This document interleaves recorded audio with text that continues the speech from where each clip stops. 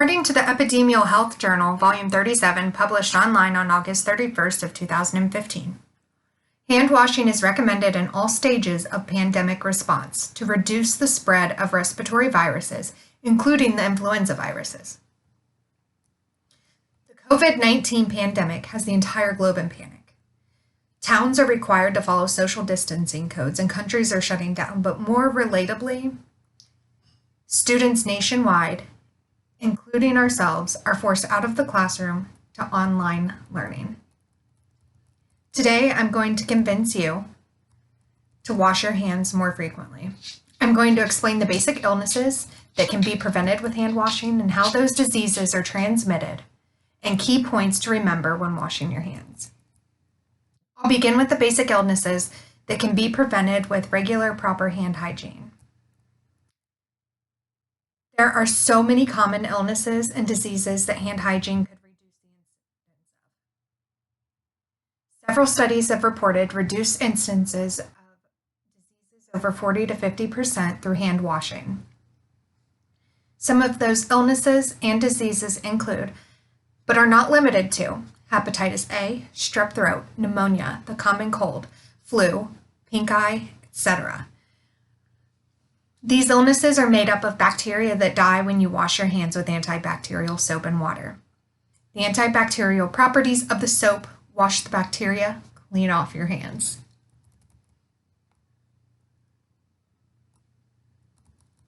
As I briefly covered some of the illnesses that can result in a lower incidence with hand washing, I'll now explain how these illnesses are transmitted.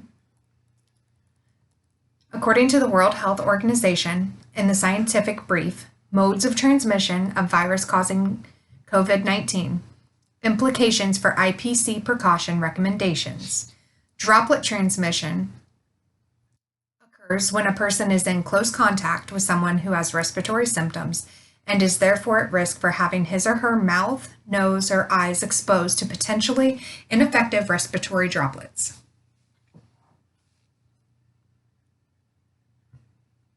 This transmission may also occur through fomites in the immediate environment around the infected person.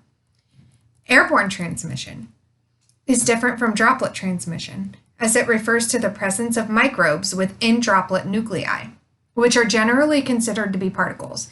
It can remain in the air for long periods of time and be transmitted to others over distances greater than 1 meter.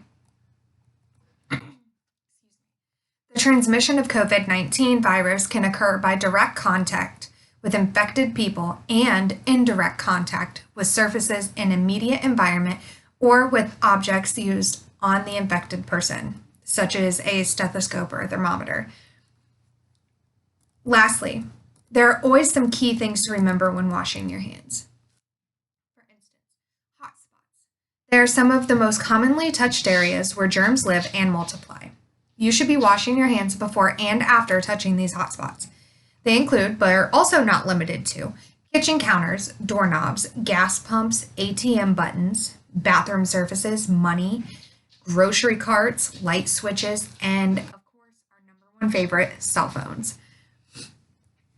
Not only should these things be sanitized regularly, but you should also be washing your hands. Using hand sanitizer with alcohol content over 60%, make sure to rub thoroughly as if washing your hands with soap and water. But also, rub your hands until they're completely dry for it to be completely effective. Wash your hands for at least 20 seconds and then dry afterwards. Don't turn the water off with your hands after washing. Use your elbow or a paper towel. According to the World Health Organization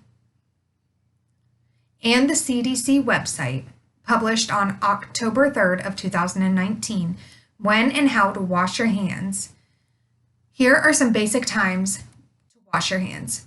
Before, during, and after preparing food, before eating food, before and after giving care to another person, before and after treating a cut or wound, after using the toilet, after helping others toilet, including children, after blowing your nose, coughing or sneezing, and pretty much anything in regards to animals. That could be feeding them, touching them, picking up their waste, or handling pet food or treats. And of course, after touching garbage. Now, these are just a few reminders of times when you should wash your hands. And don't forget that soap is more effective at removing pathogens than washing with water alone. To conclude, we have reviewed a few common illnesses and diseases that hand hygiene could reduce the incidence of, the difference between droplet and airborne transmission, and lastly, a few things to remember when considering hand hygiene. As if a pandemic isn't reason enough to wash your hands, I hope that I was able to provide you with enough information today to persuade you to wash your hands even more. Now, if only everyone could just understand cross-contamination, but that's for another day. Thanks for listening, and stay safe and wash your hands, but don't forget to smile.